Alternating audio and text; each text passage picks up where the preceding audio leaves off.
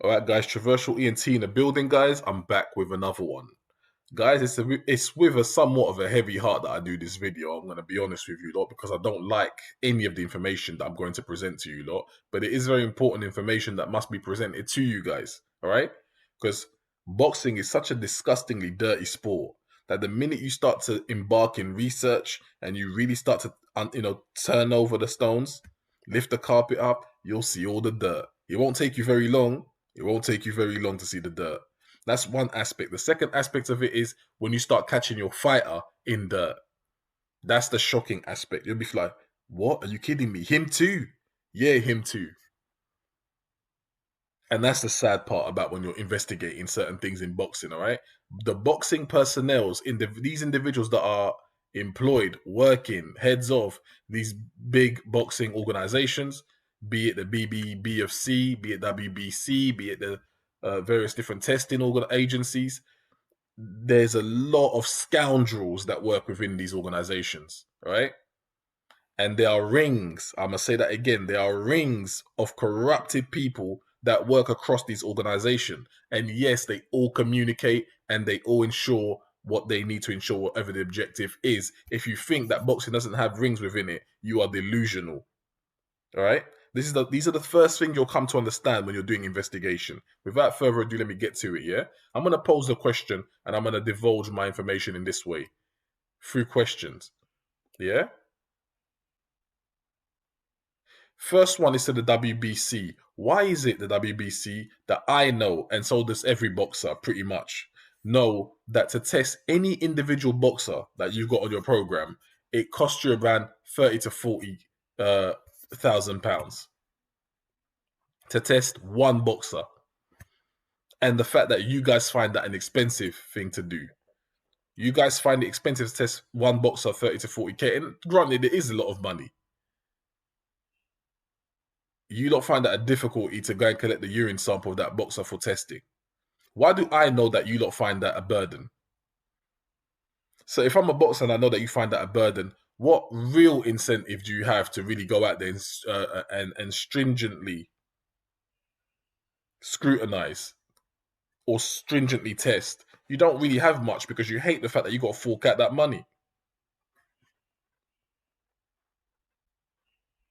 Why is it, UCAD, that I know, and so does almost every boxer know, that the urine test that you lot carry out on the majority of the fighters that you lot test is only 72 hours. It's only useful for the past 72 hours. Anything that exceeds that is pretty much dead for you lot. You lot won't pick up anything outside of 72 hours. Why do I know that? And every other boxer know that? That if you are the ones testing you, just ensure you flush that. Just ensure that I flushed out my system. I clean my system enough within the 72-hour period, and I'm going to be pretty much all clear. Why do I know that, and why does every other boxer know that? Because I do know that, and I'm telling you that. Why do I know that predominantly you're going to want a urine sample from me? You're not really going to ask me for a blood test. Vada, the infamous Vada. Why is it that I know, and so does many or every other boxer know, that in order for me to bypass Vada, in order for me to be cleared by Vada, all I have to know is one or two things. There's ways to get around you lot. How do I know how to get around you lot? Which is this. I know that if I'm taking an anabolic steroids and I'm taking a growth hormone and I'm taking certain banned illegal pre-workouts that I'm not allowed to take according to the testing agencies, all these stuff on the list of banned substances, I know I can take all of them, yeah? Whatever cocktail I want, whatever combination of cocktail I want. How do I know that I can take those stuff between 11 p.m. to 7 a.m.? How do I know that I can do that without really getting much stress, give or take an hour or two? How do I know that between 11 p.m. to 7 a.m., around those core hours, 11 at night to 7 a.m., you are not allowed to come to my house to test me? How do I know that? Why do I know that? I shouldn't know that. The fact that I know that you can't come to my house within those hours, I can utilize those hours to do whatever I want. to take whatever I want, to flush out whatever I want, to be cleared for whatever I want. Guys, are you starting to see how corrupt boxing is? I'm telling you, look, all the loops, all the getting around of these so-called establishments that are there to be supposedly protect the fighter, supposedly catch the cheaters. But yet there's so many ways to get around these things. Endless ways to circumvent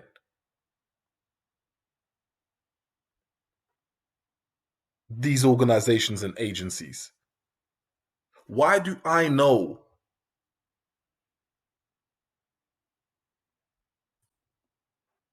that prior to the phlebotomist arriving to collect my blood or urine sample, I can get a text message, I can get an anonymous phone call warning me that he's on my way, or he's on his way, or she's on their way? Why do I know that? Why do I know that I can get this anonymous text message or anonymous phone call? Why do I know that? I shouldn't know that,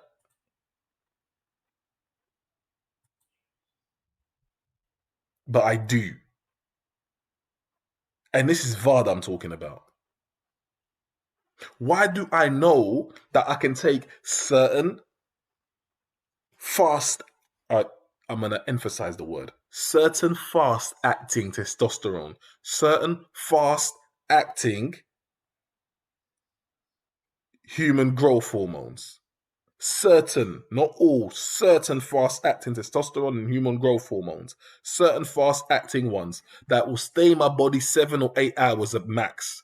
All right. After 7 or 8 hours, the effects of it will no longer stay in my body. It will no longer really be able to be detected if I start flushing it out.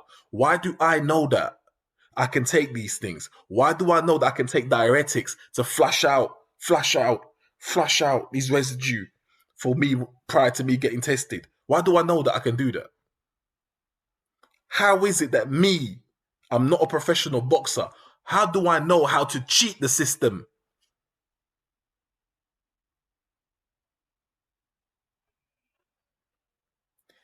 Why does every boxer know how to cheat the system? This is Vada, the most stringent testing mechanism we have out there. I'm literally telling you how to cheat it and how to beat it whilst taking the worst type of steroids. Why do I know that if I really want to rehydrate at optimum weights, after dehydrating myself and making the scales just the night before or the morning before, I just have to take a IV fluid infusion, a steady IV fluid infusion. I take that. You best believe I'm going to rehydrate at a weight that I'm comfortable at. How do I know that simply drinking water and taking my electrolytes in form of a drink and drinking that for 24 hours is not going to rehydrate me to the weight that I want to be rehydrated at? How is it I know how individuals like Canelo Alvarez are able to rehydrate to such a massive weight fight night, literally 24 hours before the guy was weighed in looking gaunt? How do I know how he's able to do it?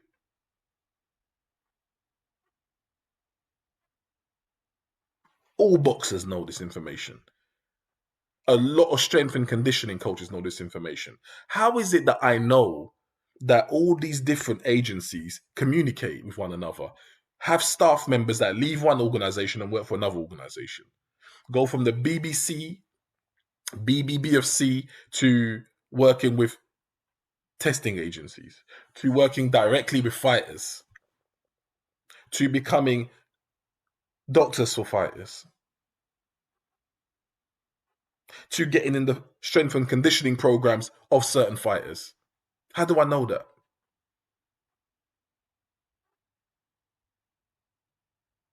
That famous doctor, was it Usman Sajid, whatever his name is, who was a fighter himself in the amateurs.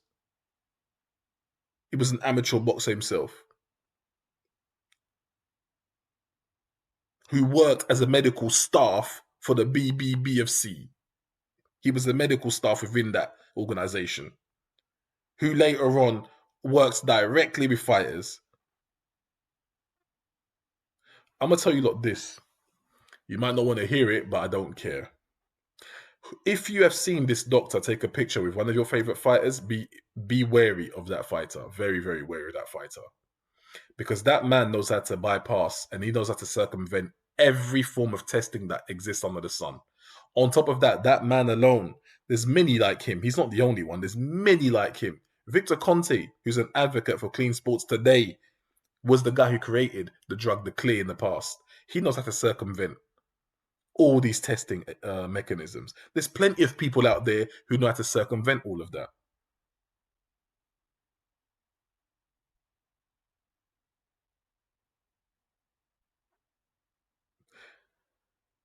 If that man has taken a picture with one of your favorite fighters, be very wary of that fighter. That's all I'm going to say. I'm not going to make any accusations, but you wink, wink, you get the point.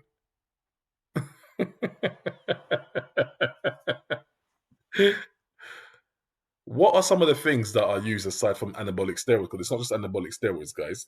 As I said, it's IV fluid infusions that people take after weigh-ins. There's diuretics, tablets to help you flush out water. People say diuretics are for water retention. So that's what it's there for. Some people take the medical sector, they'll give you diuretics when they know you've got too much fluid in your body. Diuretics will help you flush it out. Boxers take diuretics too to flush out cycles, to flush out hard drugs from the system. Growth hormones is banned on most testing agencies. Testosterone replacement, certain pre-workout drinks, EPOs are also banned. Now here's a dodgy one. This one had me feel sick to my stomach. In 2013, Timothy Bradley was supposed to fight Marquez. I think they did fight. You know what Timothy Bradley said about Usada? Because that's a name of an organization that we don't talk about this too often. Usada. This is what Timothy Bradley said about Usada testing agency. He said Usada are nothing like Vada. Vada are way better than Usada. In fact, Vada is the best. Why? Because Usada are so dodgy and they're corrupt. How so? The list of banned substances that Usada have, they will allow fighters to have about 4% of these banned substances within their system. What kind of nonsense is this?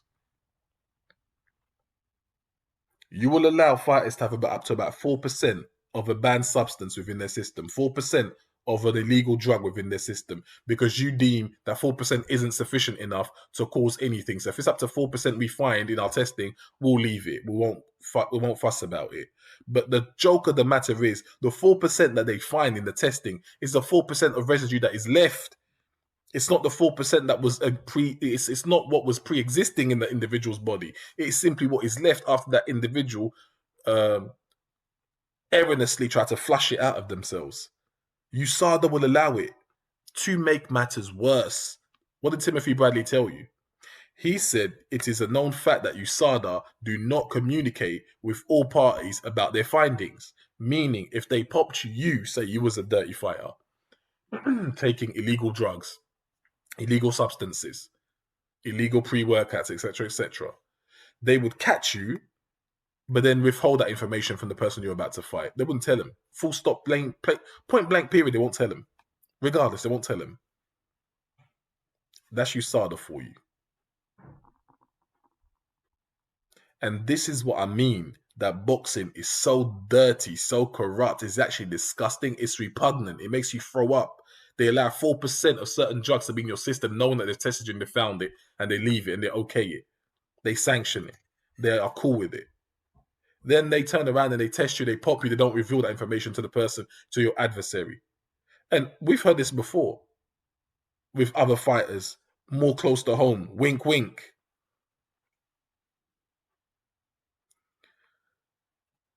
Boxing is such a dirty business. Then you got individuals like Tyson Fury, who said what? Tyson Fury said, oh, they should just legalize all drugs, or is it legalize all performance enhancement drugs? That way creates a level playing field. This is such a foolish argument. If you think that's an intelligent argument, you are so stupid. You are so stupid and you know no science. This is such a foolish argument. It's such a foolish argument. That's almost like the WWE, or for you old school heads, the WWF back in the day. A lot of fighters take performance enhancements. Whatever testing system they got in place over there, that's up to them. Do you know that fighters have died left, right, center? I've seen videos of fighters have died left, right, center. Some of my favorite fighters have died. They haven't even reached the age of 50.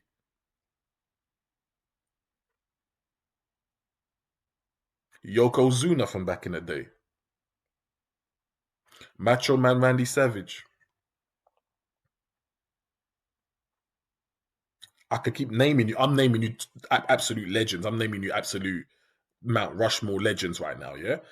There's loads of names. Just type in WWE dead wrestlers. You'll get a list of names. I'm literally giving you the highest legends in WWE sports. There's so many. The Ultimate Warrior.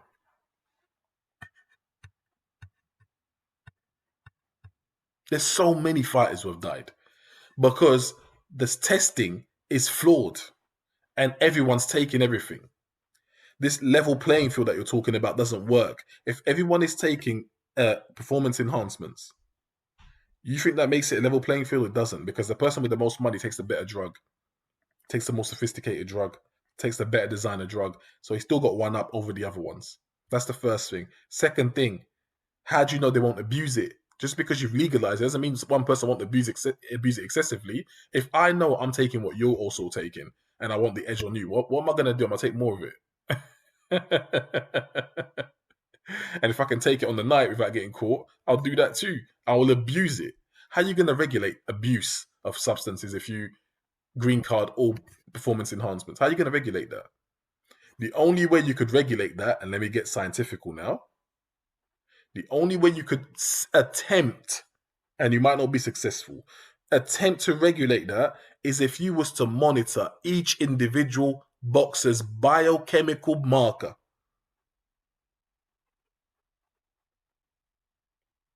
You would have to measure these boxers' blood on a regular basis. Do you know how sophisticated that would be? Do you know how costly that would be to be monitoring it to such an extent like that? Have you any idea the cost involved in all of that? To stay on top of it, that way the fighter doesn't one day just die and collapse. And what would start happening when fighters start dying prematurely, untimely? What will start happening to the sport? The government are going to get on the sport and either ban it outright or regulate it completely. Tyson Fury's suggestion is a stupid, it's one of the dumbest suggestions I've ever heard in my life.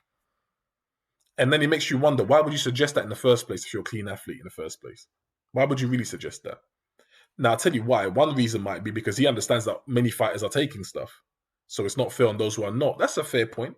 Or it could be that he himself is taking something. I do not know. This is not about Tyson Fury per se. This is about the recommendation that he put forward, which is a stupid recommendation. Talk sport, that's something for you to talk about. What do you not think of that? Because I think it's foolish. But you see, this video I've highlighted to you how to circumvent all the systems that are in place in the in the sport of boxing. Did I not already mention the urine test that you can do, which is so easy to circumvent because you know it's got a 72-hour window in which they can catch anything. So as long as you've done your stuff before 72 hours, you know you're pretty much clear. Do your stuff, take all your drugs, flush it out accordingly, you know you're clear. This renders UCAD totally useless. Totally useless. Every cheater will pass UCAD every day of the week, just knowing certain basic informations about UCAD. 72 hours, okay, I got to make sure to stay clean before that. Okay, that's fine, it's not a problem. But then after that or before that, I do what the hell I want.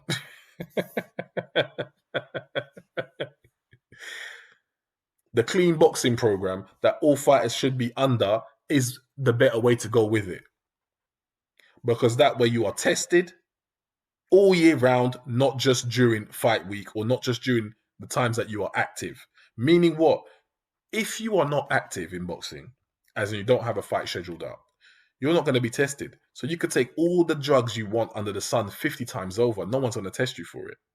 You could be a habitual drug taker of performance enhancements and you will never get tested for it until you have fights lined up. But then, like I told you, you can get anonymous text messages. You can get an anonymous call. Your strength and conditioning coaches, in some cases, will tell you how to circumvent certain things. Certain advisors, wink, wink, will tell you how to circumvent certain things. Didn't Floyd Mayweather get caught putting an IV inside himself? Now, he gave you whatever excuse he was giving you, but listen to me carefully. When boxers start making excuses, it doesn't stick. Not with me, anyway. Think of it what you will. Didn't certain fighters talk about certain meats being contaminated with glenbuterol, a banned substance?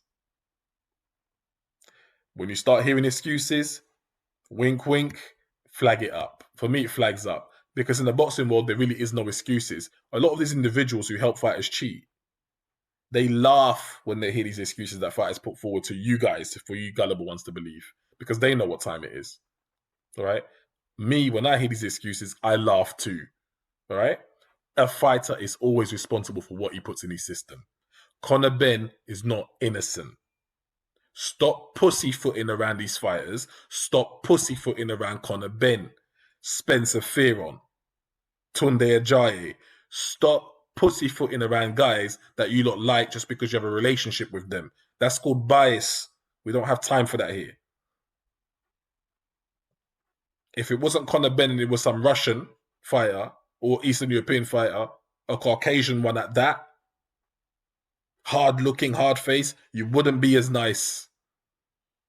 You'd be more gung-ho, simply because of stereotypes. So don't give me this, Conor's a good lad. I don't care what Chris Sr. says about Conor. The point of the matter is, the drug was found in his system, and this guy hasn't shown face to speak. Apart from that one time he said, I'm a clean athlete. We're UCAD. We're UCAD. We know about UCAD, don't we? You lot want to pussyfoot around? You go ahead and you pussyfoot around. Traversal ENT, this platform here, we are not going to do that. I will not have these fighters try and make a fool of me